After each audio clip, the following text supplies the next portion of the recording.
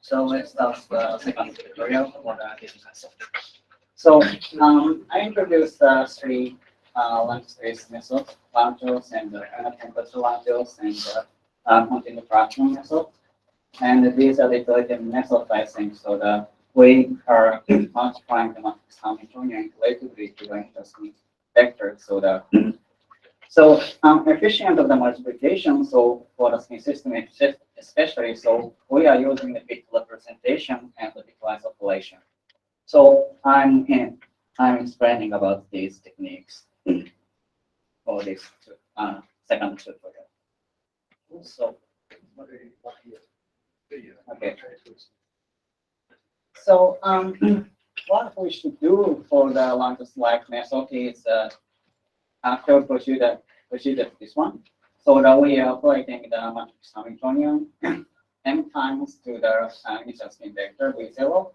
And so we should deal with this term I think in our computer. So after so the x equal half spin system, so we can use the binary representation and the bit operation. That is a very efficient way to speed up the bulk multiplication. So in that case, it is also important to make the construct the lookup and the lookup tables between the basis states. So and one more important thing is recalculating the matrix elements on the fly in each lambda situation. Yeah, that makes us free to store the matrix elements in a computer. So okay, so we usually use the binary representation to describe the basis states in our computer. So let's see the simple example. For example, I'm using the n-equal spin system, and this Hamiltonian describes this equation here. So I'm modeling the side numbers for side index from the left to right, and I put 0, 1, 2, 3, and that is the side index. So now that we are thinking about the four spin system, the basic half system, so the number of basis states is now the 2 to 4. That means the 16 basis states we are treating now. So for example, we are thinking now the one with the same basis state, like up, up, down, down. So now please be careful. I think that now in this form, so the side index is labeled from the right to left. So this spin configuration corresponds to the side I 0 spin configuration. So we can describe this basis state in the binary representation by using 1 and 0, 1, 1, 0, 0. So the 0 means the downstream and 1 means upstream. So corresponding decimal representation can be described this number, that means 2 to 3 plus 2 to 2 equal 12. So this is the difference between the binary representation and the decimal representation for the spin basis. So with using the bit representation, so after this, we are usually using the 64-bit operating system in our computer. So the maximally so that by using representation, so we can describe the after the 64-side spin system by using it for the bit representation. Excuse me? Yes. By the way, do you also use negative integers? Yes, in that case, the 60 side is the limit. Because 64 bits, you also use the sign bit. Yeah. Well, actually, yes. I think it's depends on the how to use. I think. Thank you. Okay. So when we are using the bit representation, so the bitwise operation is an efficient way to deal with the s plus s minus term in our computer. Let's see the example. So now we are dealing with the multiplication of the Hamiltonian matrix to a vector, which is written by this here. And that is decomposing into the iteration of the bit operation for basis states in ED4. So now Hamiltonian is just the Heisenberg spin Hamiltonian. So and the V0, this is the initial random spin vector. So that can be expanded by using the ST spin basis. And Cn is a random complex of real numbers, and this wave vector, this initial vector is normalized first. So what should we do is these iterations of the following operations. So we are dealing with the ST, multiplying basis ST to the basis state, or S plus S minus times basis state. So let's see again the simple example here. So especially so it is a little bit complicated to deal with s plus s minus term because this term can change the basis space. So okay, so see the example. Here now we are thinking about the one with the basis state, up, up, down, down, and we are treating with these terms. So in that case, actually, so S1 minus and S2 minus, S2 plus are acting on the side 1 and the side 2 spin configuration. So then, but X minus is acting on the down spin. So that's this term will be vanished, I think, in that case. So the remaining term is just here. So S1 plus is acting on the down spin. That means that this down spin will be changed into the up spin. So the S2 minus acting on this I/2 side spins. So then this up spin can be changed into the down spin. So the change is from the up, up, down, down to the down, up, down basis.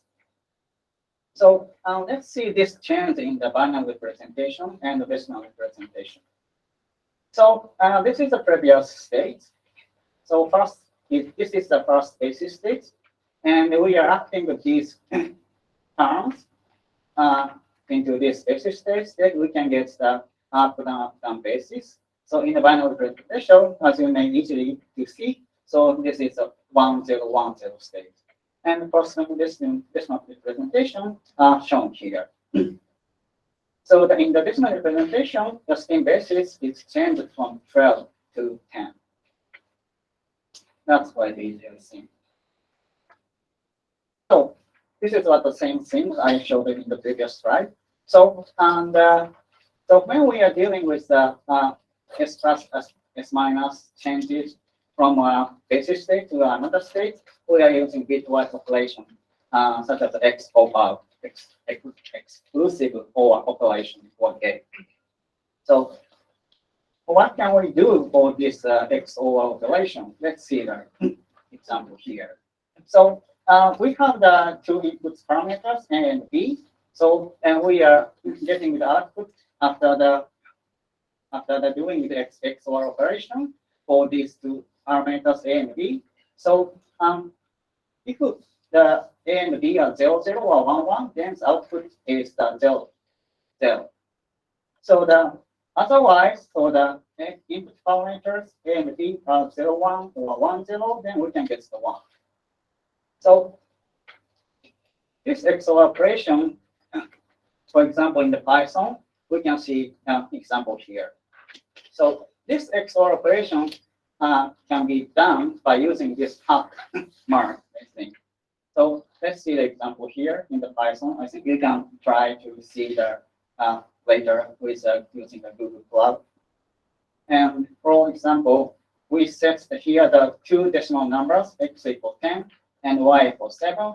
And then so that we are doing the XOR operation for these two parameters, then as an output, we can get 13. So for understanding this output result, so the we should see these decimal integer in the binary representation. So 10 and 7 are represented by these numbers in the binary representation. 10 is displayed by 1010, and 7 is 0111. So, and output is why the 13 is got. So, and actually, so that we are looking so that each column. So, for example, here, and input parameter is the 0 and 1. That means according to this table, so we can get the 1. So, for the 1, 1 case, we can get the 0 according to this table. And 0, 1 outputs 1, and 1, 0 outputs 1. So we can get 1, 1, 0, 1 in the binary representation. So, and in the decimal numbers, that corresponds to the 13. So we would like to use this XOR operation to flip the two spin configurations in our ED code. So what should we do is to flip the two spins, especially for this operation as a concrete example. So as I said before, so this S1 minus S2 plus terms will disappear, and the remaining term is just the S1 plus S minus. So we'd like to flip the site 1 and the site 2 spins at the same time, and by using the XOR operation. So these are the procedures we should do. So first, set original spin basis is decimal number. We call this number as II. So now the original spin basis is up, up, down, down. That is written by this 12 in the decimal representation. So I input here II equal 12 in the Python code, for example. And the second procedure is to set the upper spin state only at site 1 and site 2 in the decimal number. I call this number is IS1, 2. So that is very easy to construct upper spin state only at site 1 and site 2. So actually, so that you just input these numbers. So 221 plus 222, and that's equal to the 0111. So that corresponds to the situation and the spin configuration. And only site 1 and site 2 have the upper spin. So after that, we just do the XOR operation for these two numbers. So then we can get this 1010. So this is the original spin basis, and we like to flip the 10 spins, and then succeeded in breaking the output. You can see, and we can get 10 as a result as output.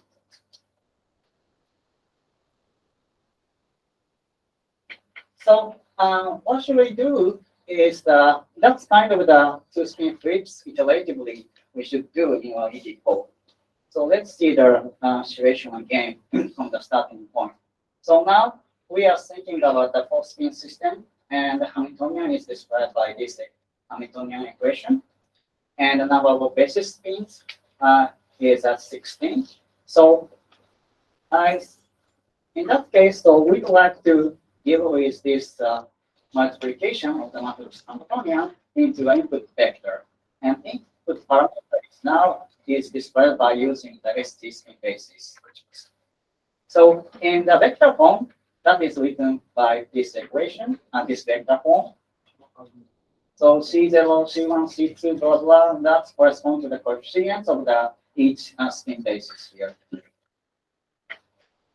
And we are dealing with this multiplication in the vector form, and we'd like to get the output vector W, and we are calling now each element as W0, W1, blah, blah, and W15. There are the 16 elements, and thus this multiplication can be decomposed by each bond operators, SL, S1, S1, S2, and S2, S3. These are the each bond. Sorry.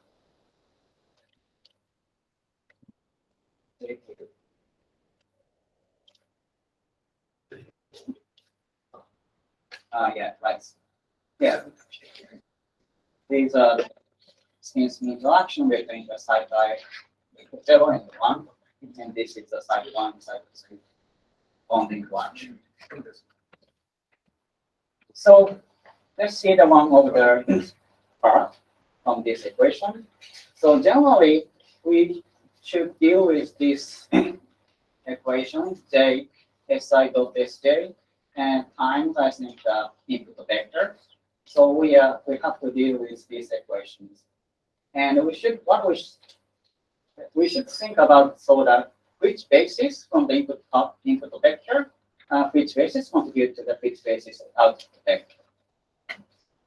So actually, let's see some example here. For example, when we are thinking about the case I equal 0 and j equal 1, that means, and we are thinking about the class the 0 spin basis here. So in the 0 spin basis, it's written by this down, down, down, down spin in our ED code, for example. And actually, so this SIT and SJT outputs the 1/4 in that case. And times C0 and times J, that contributes to the omega 0 elements in that vector. And also this is the down, down, down, down spin. So that this S plus S minus does not come anymore from the del spin basis to that vector. But in the case of the first basis here, so this S plus S minus can contribute to So, and the summary I'm writing here, what should we do in our ED code? So, and for the, yeah, thanks. Oops. Yeah. Oh. Okay, so and for n spaces, so if I and j spins are upward or down, down, and then so the SIG and SJ Z terms can contribute to the n elements, vectors element. So the J over 4 Cn is added in the Wn. So otherwise, if the I and j spins are up, down, or down, up, then and minus J over 4 Cn plus J over 2 Cn prime is added in the n output element. So now that this integer, new integer n prime means the new spin basis. Now you can get the after flipping the two spins, I and j spins, with using the XOR operations. So we should know about the I and j spin configuration before doing the XOR operation, but that is also easy to do by using another bitwise gate n. So, for example, I wrote this Python example code here. You can run, I think, on your Google Cloud later. But let me explain a little bit. So, for example, now we are thinking about the second basis that is here, and I equal to in the final representation that is correspond to the down, down, up, down basis. And we are thinking about the I and 1 and j equal 2 sides here. And these are the spin bases having the upper spin only as the I equal 1 and j equal 2 sides. So, and we will do the these operations for these two decimal numbers, and output is in I-bit parameter here. Okay. Okay. So, and this if the sentence can output the if the I and j spins are up, up, or down, down, or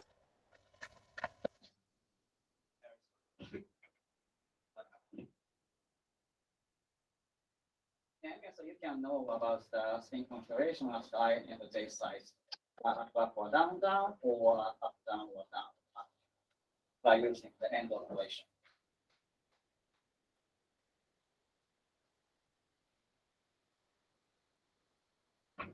So yes, so I wrote the example code by using the Python. So actually, so the this almost just 20 lines written for the multiplication of the Hamiltonian to the input vector, and you can get out to protect the W and input vector V1 from the V1, and you can get out vector W by using this sublogic in my simple finite D1 code.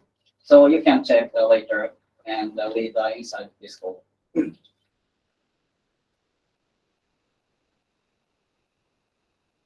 So next is about the group diagonalization and the symmetry.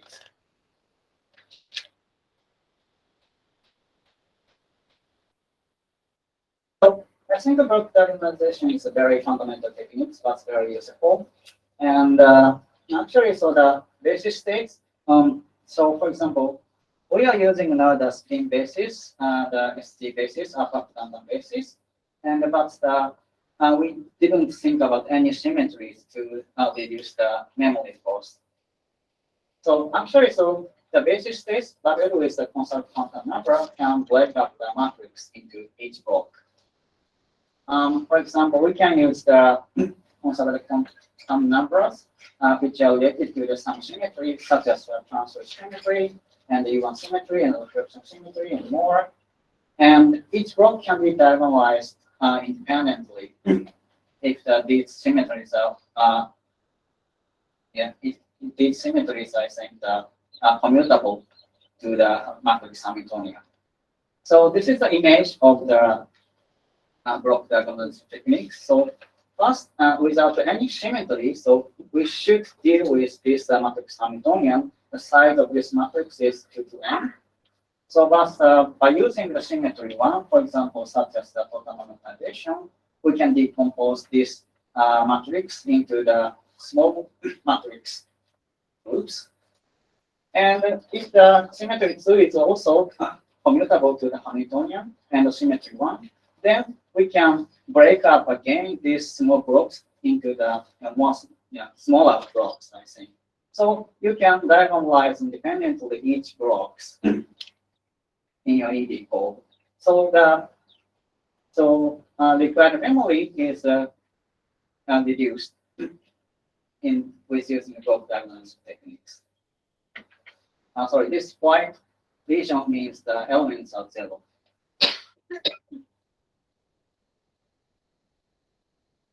So, and so now I'm showing about the simplest, I think, block diagonalization techniques by using the monetization. So, for example, that's kind of the symmetry can be used for the S=XXC model on a lattice. So let's see the example. So now our Hamiltonian is here, and this is the XXC type model. And now, so we can use the total S, G, and that is the sum of the SIG. I means the site number. So now we can know that this total SG is commutable to the Hamiltonian. So we can use this total SG for the breaking up the matrix Hamiltonian, as shown here. So actually, so we succeeded in breaking up this original matrix Hamiltonian into this Hamiltonian matrix. So the largest block is in the total S equals 0 sector, and thus with increasing the total S number, so that this matrix size is reduced. Actually, the dimension of each block is can be computed by this equation. And now n is the number of spin in our lattice, and n down is the number of down spins. Okay. But we can actually reduce the memory cost, but I think the construction of the lookup and the lookup table could be the difficult problem, especially for the beginners. So let's see how to construct the lookup and lookup tables between the spin basis states. So now again we are using this S=half isolated chain and n=4 spin system and the Hamiltonian lattice equation. And without the symmetry, so we should deal with the 16 spin basis states at the same time. So actually, so that we are modeling each basis states. So the left-hand side, you can see the shear number for each basis state, 0, 1, 2, 3, and blah, blah, and there are now the 16 spin basis. And now in the decimal number for each spin basis in the bit representation, you can get here the number in the decimal. So now with the symmetry, you can find that the serial number equal to the basis states in the decimal number. So in that case, you don't have to construct the lookup tables because you can know easily which number is corresponding to the which spin basis states. But with using some symmetries, I think the constructing of the lookup and the lookup table is very important to make the first ED code. So let's see an example in the case of S total Z equals 0 sector, for example. So as I said, so without any symmetry, we should treat 16 spin basis states. But in the total Z equals 0 sector, among these spin basis states, so we can select the other spin basis states. So that in this total zero sector, for example, and down spin is not allowed for using this sector because down spin states can give the total C equal -2. So then this is not equal to 0. So we cannot use this spin basis state for this total C equal 0 sector. And yes, first one is also not allowed. And plus yes, second one is not allowed. Plus this up, down, up. So that spin basis can give the total C equal 0. So that we can use this spin basis for this S equal this total Z equals 0 sector. So in the end, so we can use these 6 basis states for this total Z equals 0 sector. So on the left hand side, I'm just writing the serial number for each basis state. But now you can see the serial number does not correspond to the basis states in the decimal representation. So, but we should store these kind of the one-to-one correspondence between the serial number and the basis states in the decimal number for making the first ED code. So we are calling that kind of the table as a list one, and this is a lookup table. So this list one outputs the basis state in decimal when you are inputting the serial number. So for example, list 1 0 that outputs the 3. So that means the zeros serial number spin basis state is what? That answer is 3. And this one and 1 equal 5. So that you can find that one-to-one correspondence between the serial number and the basis states in decimal numbers. So this is called the lookup table. Okay. So as I said, the lookup table gives the basis states in decimal representation for a given serial number.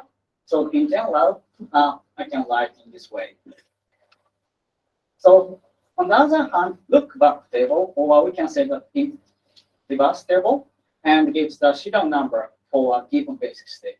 So you can input the basis state in decimal representation as the argument in the, for example, list 2, and you can get the serial number as output from the list 2 table. So let's see the example again with using the ending of spin system and the total C equals 0 sector. So now we are treating these 6 spin basis states, and these are the corresponding the basis states in the decimal representation. And now that we can construct lookup table list 1 as shown here, and the lookup table here. So now, if you input the number 3 into the list 2 as an argument, then you can get so these 3 spin bases correspond to the 0 spin basis in our table. And the 5 that correspond to the up, down, up spin basis. So the decimal number is 5, and if you input this 5 into the list 2, then you can know the number spin basis number as 1 as output.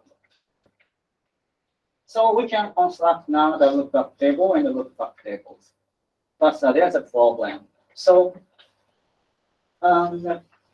actually, so that we were motivated to reduce the computational memory cost to use with using the total magnetization conservation with the block diagnosis techniques. Actually, so lookup table shown here, that dimension is 6. But for constructing a lookup table, that is not 6. So you can see here the argument, for the argument 12 is used here. So that exceed more than 6. So in general, so we need to I think the last number up to the 2 to n. N means the number of spins in the system. We need, I think, to construct lookup table, unfortunately. So that is a waste of the computational memory, unfortunately. So we should do something new idea to construct the lookup table efficiently. So actually, so that problem was solved by the Masawata and the Jubilee before. And they solved this problem by splitting the basis state into the two parts. So let's see example again with using the post-spin systems and the progressive zero sector. So there are the three rules to construct a new lookup table. I call this lookup tables as list JA and list JB. Okay, so let's see how to make the list JA and list JB with using this complete example. So as I explained, there is 6 basic states. This is the serial number for each basic state, and these are the basic states in this one representation. So rule 1 said we should split each basic state into the 2 parts. So that means the most significant bit and the least significant bits. So that is called ID and IA respectively. So for example, this basic state can be split into the half and the other half. So that means 0, 0, and 1, 1 are input for the ID and IA. So, and we should define the new parameter JB and JA for constructing JA and JB now. So to make JB and JA, so we use these 2 rules, rule 2 and rule 3. So let me read here. So if the JA starts from 0 and will be increased by 1, as IA changed as long as IB is unchanged. So when IB is changed, JA starts again from 0. So I think it's better to see the complete example. Okay, so for example, rule 2 states JA starts from 0. Yes, JA starts from 0 here. And will be increased by 1, but as long as IB is unchanged. But here, IB is changed now, so the JA is not increased 1. So the JA should restart from the 0 again. That's according to this sentence. So JB starts from 0, yes, and will be changed into the previous JA plus JB plus 1 when IB is changed. So now IB is changed from 0, 0 to 0, 1. So that's next JB is given by the previous JA and JB plus 1. That means the JB is 1. So in this procedure, we can get JA plus JB as running from 0 to the number of basic states. So after making this table, list JA and list JB, so you can get the JA plus JB. So you can know the lookup table by using the list JA and list JB in the end. So actually, so previous lookup table is and requires, I think that, yeah, that is list 2 is a previous lookup table that is not efficient.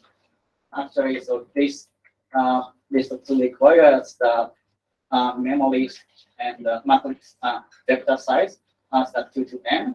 But now we are using the 2 lookup tables, list JA and list JB. But that requires just 2 times 2 and a half. So the significantly memory is reduced by using the new list JA and new list JB. So we can use efficiently the total normalization conversation for the block diagonal techniques. Okay, so to make the list 1 and the list JB and the list JA, and we just need these just the 30 lines code in my Python example code. So I used almost the same parameter name as simple as possible. So I think you can understand later after reading carefully my Python example code. And you can also get JA plus JB value from this sublogic. Yeah, please have your time and think to look inside my code later.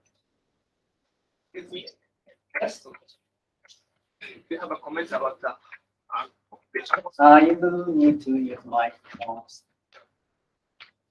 Do you have a comment about the cost to make this list? So, how about the computation cost to make this list? So you said that the size of the list is exponentially large. Yeah. So- Yes, right. I think you are right. So actually, so it will take a lot of time, I think, for if when you are dealing with the NO 15 spin system, for example. Yeah.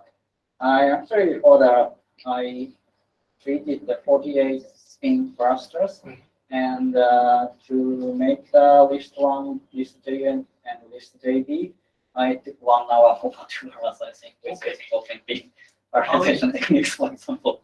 Yeah.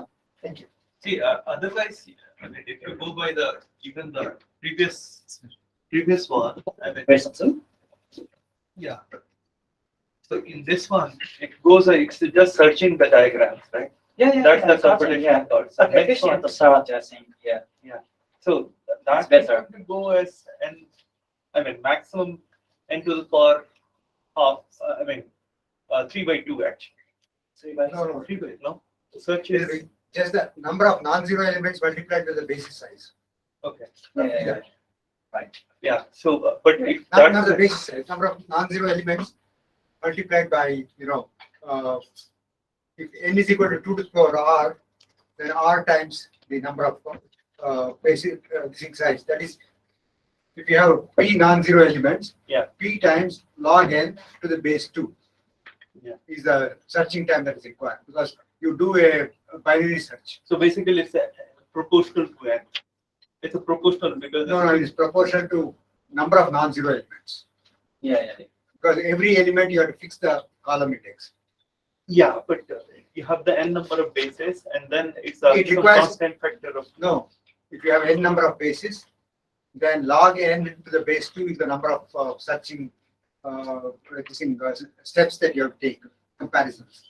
Okay, if n equal to 2 to the power r, then it's just r times p is the time taken for setting up the weights. okay. So if it is exponential, then there's no advantage.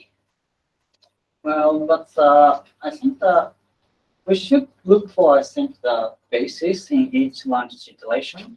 So I think making the lookup table was very efficient. I think. Yeah. Here, what you're doing is, I mean, you are even storing your basis set and serial number. So Yeah. that will cost nothing because you just give Yeah, the proportion. So there's no search involved. Yeah. So other way to do is you don't store your serial number. Rather, you just save your basis state and then search it. Yeah. Right? And you can store the basis set such that the integers that represent the basis states are the increasing order or decreasing order. Yes. So if it's an ordered array, Yeah. then searching becomes very fast. Yeah. Yeah, I think you should be taking less than exponential. At least search that. Yeah, maybe.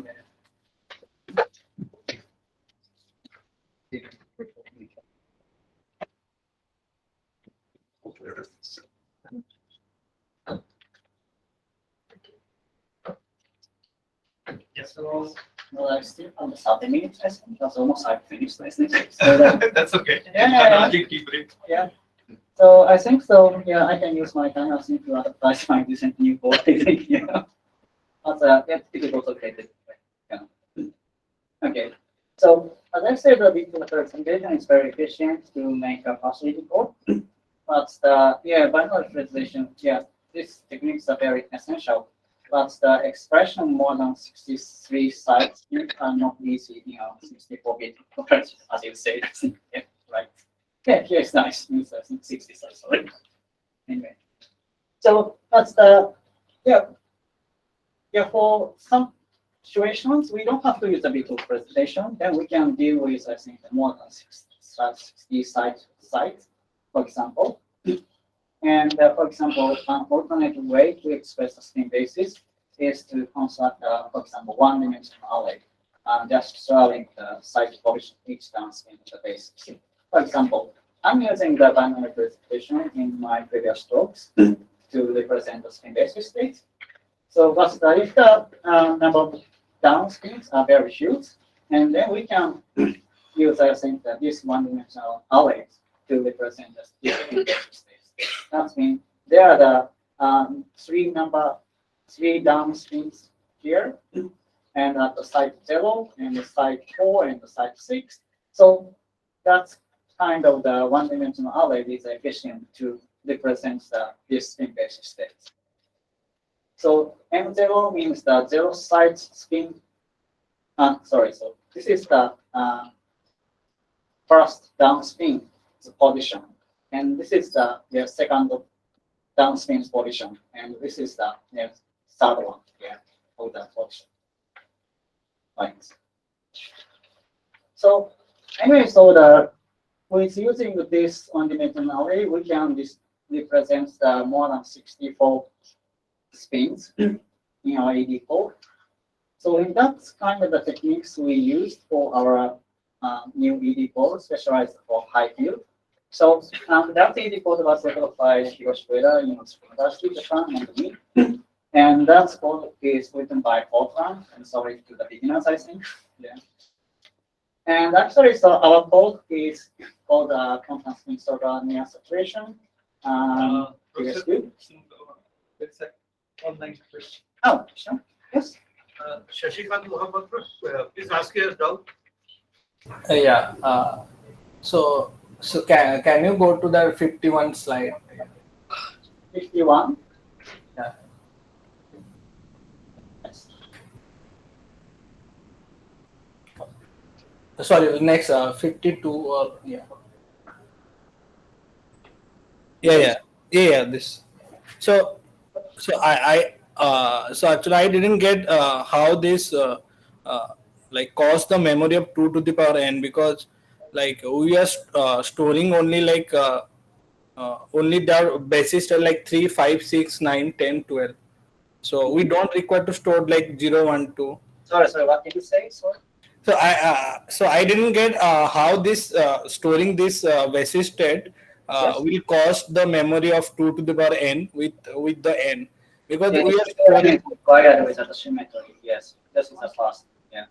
Right. And So he's asking that you need to store only 3, 5, 6, 9, 10. Why you are saying that it costs you memory of 2 to the power n? okay, I see. Okay. So to make this, to store this decimal integer in the form of the list of 2, that is your question. Sorry. Yeah, there is.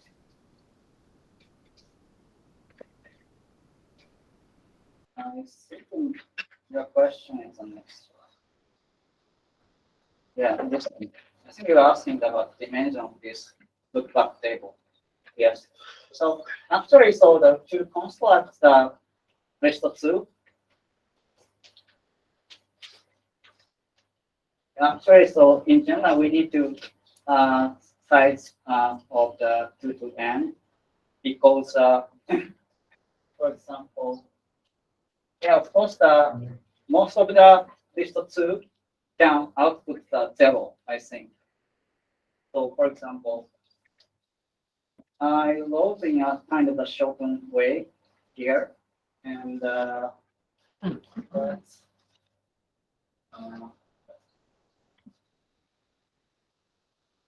in the Python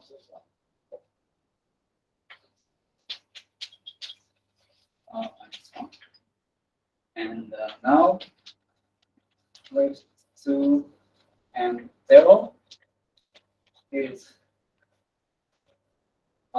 it's not used, I think, in the lookup table, but which argument number will be used, we don't know in other ones. So that means, so we should I think make the memory space, I think, to construct the list of 2 with this dimension first.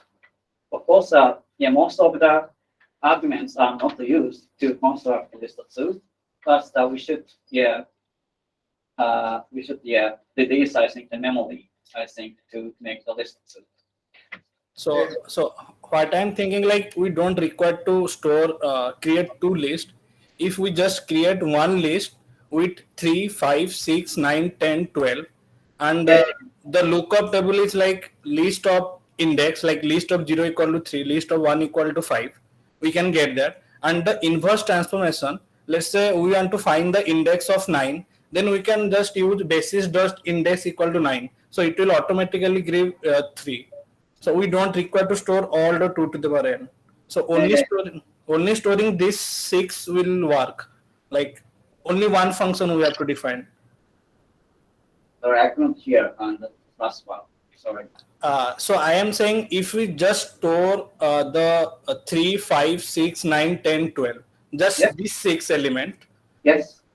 And the look back table will be basis dot index of one element. So if we want to index of 3, so we can write basis dot index 3, it will give 0. Basis dot index 5 will give 1. So we don't need to store 2 to the power n. So only 6 element will work off. Like only 6 elements are needed. Yes, but yes, right. But by using the link and the overtask techniques, I think that No, actually, see, you are taking this basis, you have this basis and then serial number, right? So if you remember the serial number, then you need it because you have to calculate from 0 to whatever, 2 to the power n corresponding basis. Suppose if you have gone to the SG is equal to 0 basis or some other basis, you have to search the diagram, right? Or the second option is you store the serial and corresponding basis state. For that, you need it to do per n because for every spin you need 2 bit, right? I mean, or the two configurations. So it goes at 2 to the power n. So he's right. So I am thinking of like initially you go through all the bases and 2 to the power n actually corresponds to a full Fox space of the system. yes. We don't need the full Fox space, we only need the Hilbert space. Yes. So to get the Hilbert space, you know the MS value or the SZ value. So you know the number of downspins in the system. Yes. Okay. So all that you need to do is find out the lowest integer, the number of so if all the upspins are 1 bits and the downspins are 0 bits, then you can start with the lowest integer, which is all the upspins on the right hand side, which is 1 1 1 1, and then the other is 0, and then shift the bits slowly to generate subsequent numbers. Yes. And then you will get only the states corresponding to the chosen SZ. Yes. Or the MS. Yes. So if you do that, you are working within the Hilbert space. Yes. 2 to the power n is the Fox space and it's not necessary. Yeah. Thank you. okay. Okay.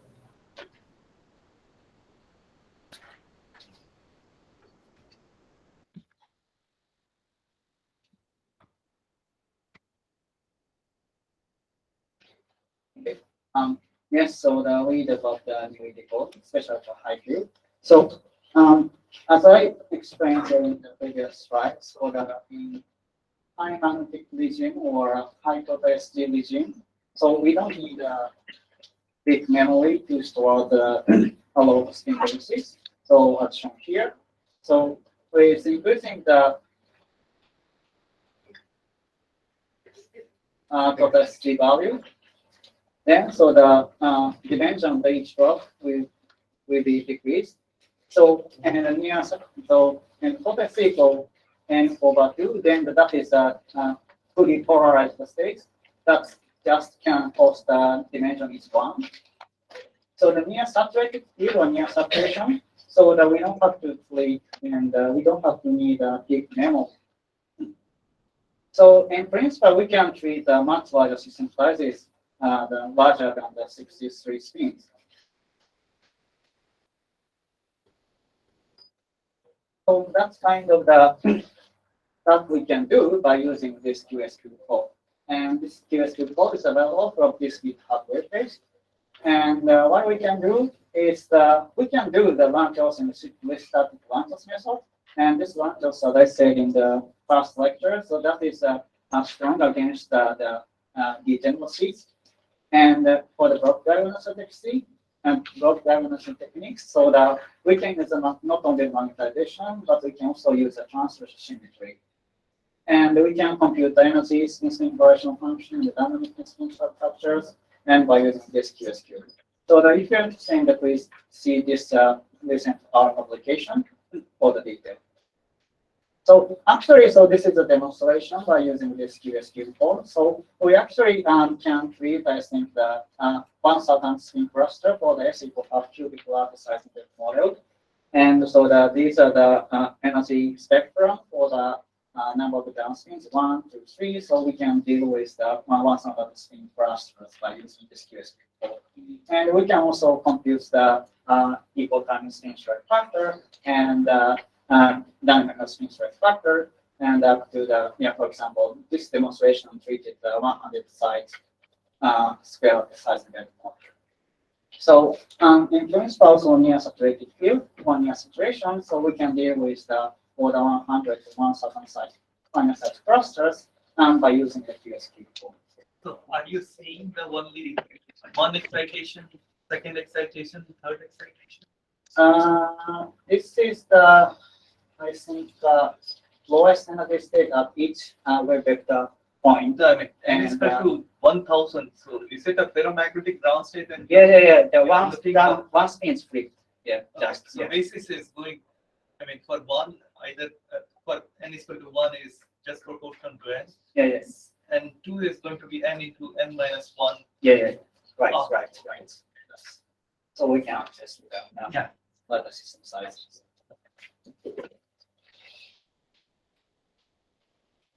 So if you're interested more about the ED libraries, I think you can access this MATLabs web page that was created by the University of Tokyo. And for example, there are the many ED open source softwares, and H5 and the ARPS and the screen part and the exact implementation. You can find it anyway, and Rockwell. And for example, this H5, for example, you can treat also the not only the spin system, and we can also treat the Hubbard model. And you can also, I think, compute the finite temperature physics, I think, by using H5, because the some of your quantum state method, that is a kind of finite temperature times method, is also present. Okay. So, and for the ED literatures, I recommended these 4 literatures. Actually, so the first one is very useful to learn about the fundamental physics, fundamental stuff of the ED methods. And if you'd like to learn about the transfer symmetry decomposition for the block diagnosis techniques, I think I recommend you to read this paper. And or if you'd like to know about the finite temperature lattice method, and they are developers, actually, also developer. So they involved, I think, good literatures almost 10 years ago. So that is also recommendable. Okay. So that's all I think I'd like to. Yeah. Let's thank.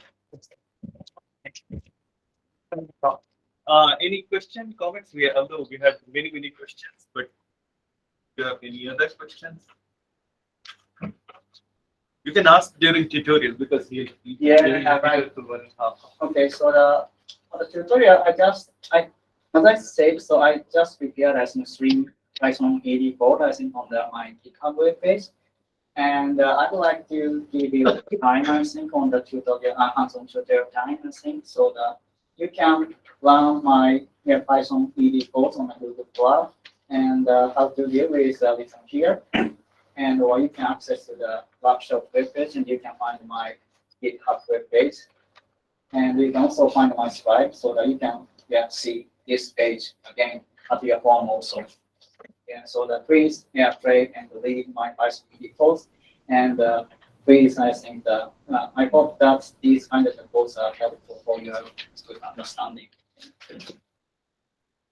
So for the hands-on tutorial, as I said, so that just play and read. And tutorial works, so that please reproduce a calculation example 1 to 3 works by using my Python ED example course. But some other AI correction results could be as in the time consuming, so you don't have to do everything. But yeah, I hope you enjoy. Okay, thank you. Yeah. Thank you. So, So I have a doubt. Can I ask? I have a doubt. in fact, and we are waking up early, so we join. So can I ask a doubt? It's not here, so we have to. 3:59. That's fine. I think we can walk around. Yeah. That's supposed to be a transition. That's fine. Yeah, maybe that's two. That's fine.